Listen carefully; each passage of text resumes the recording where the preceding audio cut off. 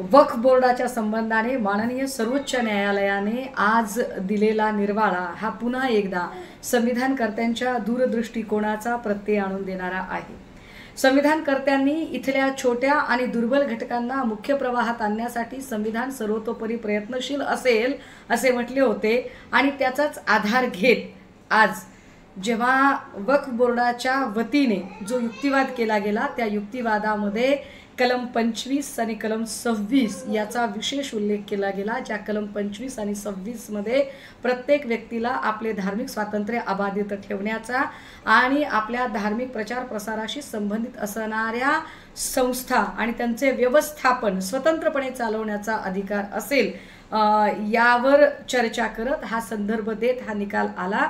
याला अनुसरून अजून एक गोष्ट आपण महत्त्वाची समजून घेतली पाहिजे की जेव्हा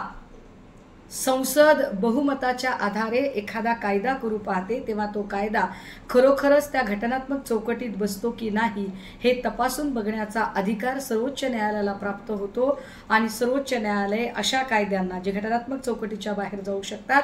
त्यांना निश्चितपणे रोखण्याचं काम करू शकतात। आज सुप्रीम कोर्टने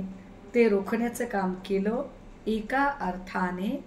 भारतीय जनता पार्टीचा जो एक ॲटिट्यूड आहे की आमच्याकडे बहुमत आहे तर आम्ही काहीही करू शकतो, या ॲटिट्यूडला धक्का देण्याचं काम